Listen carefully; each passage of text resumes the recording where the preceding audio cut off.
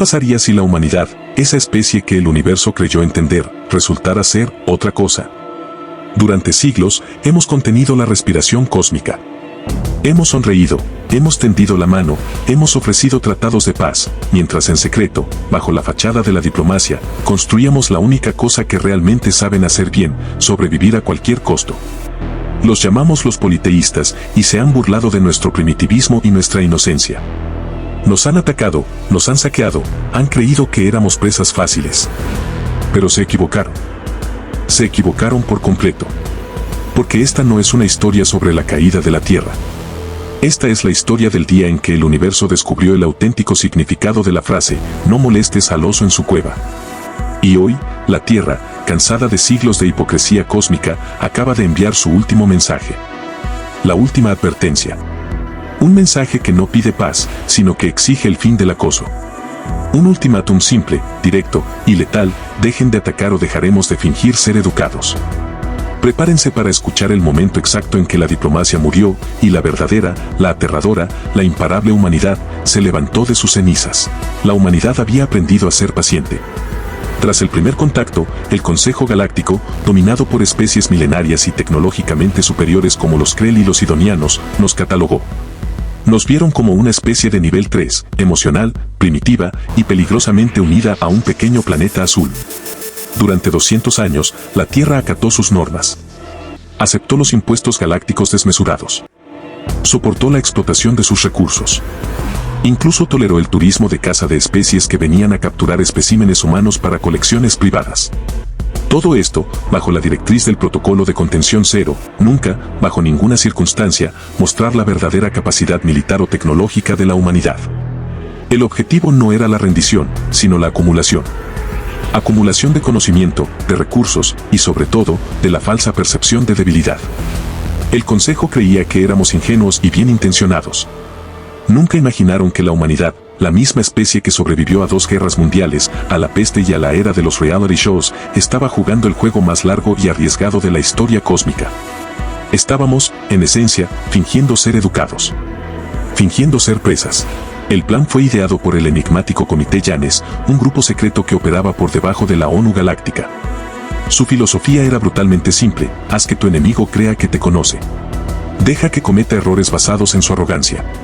Cada ataque Krell, cada robo Sidonian, era analizado y permitido, pero nunca sin dejar una huella minúscula, una migaja de información que hiciera que el enemigo se confiara aún más.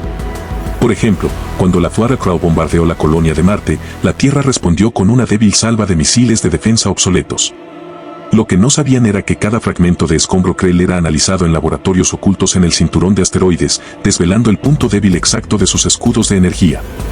Mientras el universo se reía de la ineficacia de la defensa terrestre, la humanidad estaba perfeccionando un arma de energía cinética basada en sus propios errores. El universo nos veía como corderos balando. Pero el Comité Yanes sabía que los corderos, cuando son acorralados, pueden morder. Y el bocado humano era veneno puro. El acoso se intensificó.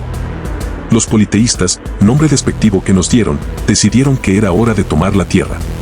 No solo saquearla, sino colonizarla. El Consejo Galáctico aprobó una moción para civilizar a los humanos antes de que se autodestruyeran, una excusa para la invasión. El plan de asalto comenzó en el Sector 7, una serie de mundos fronterizos colonizados por la humanidad. Lo que sucedió allí fue el catalizador. El general Sidonian, Bornak, dio la orden de una masacre total para desmoralizar a los humanos. La noticia de la aniquilación de la colonia Nuevo Edén llegó a la Tierra, no a través de los canales oficiales, sino a través de un único y desgarrador envío codificado de un niño. El Protocolo de Contención Cero, que había durado 200 años, se rompió en ese instante. No por una directriz política, sino por un arrebato de ira colectiva. La humanidad había tolerado el robo y la humillación. Pero la masacre de civiles indefensos cruzó la línea roja. Se acabó el fingir. La respuesta fue enviada de inmediato. No una flota, sino una única nave. La fragata de reconocimiento Prometeo, una nave que el Consejo Galáctico creía que era un carguero obsoleto. A bordo iba la enviada humana, la doctora Anja Sarma, una diplomática con la frialdad de un invierno nuclear. La Prometeo irrumpió en el centro del Sector 7, donde la flota Sidonian de Bornak se regodeaba de su victoria. Bornak se burló, exigiendo la rendición de la nave de basura. Fue entonces cuando el universo escuchó por primera vez la voz real de la humanidad. El mensaje fue transmitido en el idioma universal, sin adornos, sin florituras. Hablamos en nombre del planeta Tierra. Esta es nuestra última advertencia. Tienen 72 horas para retirarse del sector 7 y cesar todas las hostilidades. Dejen de atacarnos. O dejaremos de fingir ser educados. El silencio que siguió fue más ruidoso que cualquier explosión. Bornak rió. Un arrofero. El Consejo Galáctico y Bornak interpretaron el ultimátum como un farol desesperado. Creyeron que la amenaza era militar, lo cual, en parte, era cierto.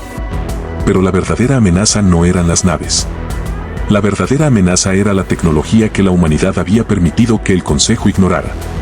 El Comité Yanes no solo había recopilado datos de sus enemigos, también había desarrollado contramedidas basadas en sus propias debilidades. La Prometeo, en lugar de huir, hizo lo impensable. Activó el dispositivo espejo de Loki, una tecnología que, según los archivos robados del Sidonianos, era imposible para la tecnología humana de nivel 3.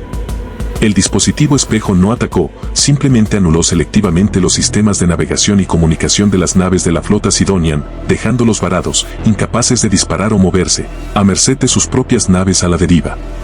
Fue una humillación técnica. En el espacio, la fragata Prometeo se dio la vuelta y se fue, dejando a Bornak atrapado en su propia trampa. La cuenta regresiva continuaba. 72 horas. Bornak, humillado y furioso, usó una baliza de emergencia para pedir refuerzos. El Consejo Galáctico envió a su buque insignia, el acorazado Majestad Estelar, comandado por el almirante Krell Silos, el mismo que bombardeó Marte. Para Silos, la Prometeo era un objetivo secundario. Su misión era simplemente aplastar cualquier resistencia. Al acercarse al sector 7, Silos recibió un mensaje de la Tierra. No era una rendición. Era una única coordenada, la ubicación de un planeta deshabitado aledaño. Junto a la coordenada, una sola palabra: observen. El Majestad Estelar se acercó con cautela. En la órbita de ese mundo muerto, un único satélite de aspecto primitivo, de fabricación terrestre, se activó. Y en un instante cegador, el satélite disparó un rayo de energía concentrada de color carmesí. No impactó al acorazado. Impactó al planeta. El rayo no destruyó la corteza. La perforó limpiamente, atravesando el núcleo. La doctora Sarma no había amenazado con destruir su flota. Había amenazado con demostrar que, si la humanidad quería, podía destruir la nave más importante para ellos, su hogar. El Consejo Galáctico entró en pánico. El ataque al planeta deshabitado fue una demostración de poder que superaba las proyecciones más pesimistas sobre la capacidad bélica humana. No era una superarma, sino una demostración de conocimiento físico avanzado. El rayo había usado principios de resonancia de materia oscura, un campo de estudio que el Consejo había abandonado hacía milenios por considerarlo demasiado inestable. La doctora Sarma volvió a transmitir, su voz ya no diplomática, sino fría y autoritaria: lo que acaban de ver es un juguete. Imaginen lo que podemos hacer cuando no estamos fingiendo.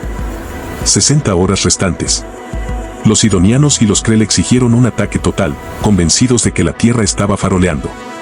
Pero los miembros más antiguos del Consejo, los SYNTH y los Aetorianos, estaban aterrorizados. Reconocieron la firma del miedo: la estrategia de la humanidad no era la victoria militar, sino la disuasión absoluta. A pesar de las amenazas, el almirante Silos, cegado por la arrogancia, decidió avanzar. Son solo humanos, pensó. Un error que la humanidad había capitalizado durante 200 años. Silos lideró un pequeño escuadrón de naves de asalto hacia la Tierra. A 30 minutos de la órbita terrestre, su escuadrón desapareció. No fueron destruidos, fueron hackeados. El Comité Yanes no había desarrollado armas de energía, había desarrollado un cibervirus que se injertó en los sistemas de navegación Krell a través de un simple ping de comunicación. El resultado fue caótico. Las naves de Silos comenzaron a dispararse entre sí, convencidas por su propia computadora que el enemigo estaba dentro. Era la perfecta guerra de guerrillas en el espacio. El almirante Silos fue el único que logró escapar, con su nave dañada, enviando un mensaje final al Consejo: no están jugando con nosotros. Están jugando con nuestras cabezas. Su tecnología es psicológicamente dirigida. El tiempo se agotó. 0 horas restantes. La flota Sidonian en el sector 7, aún paralizada por el dispositivo espejo, esperaba el golpe de gracia. Pero este nunca llegó. En cambio, recibieron un mensaje automatizado de la Tierra: el tiempo para el retiro ha terminado. El tiempo para la cortesía también. A partir de este momento, cualquier acto de hostilidad será considerado una declaración de guerra total, sin opción de rendición o tregua. Nuestra respuesta será inmediata y desproporcionada. Hemos dejado de fingir ser educados. Acto seguido, la Prometeo regresó, y esta vez, liberó a la flota Sidonian, quitando el dispositivo espejo. No era un acto de piedad, sino de estrategia. La Tierra quería que regresaran.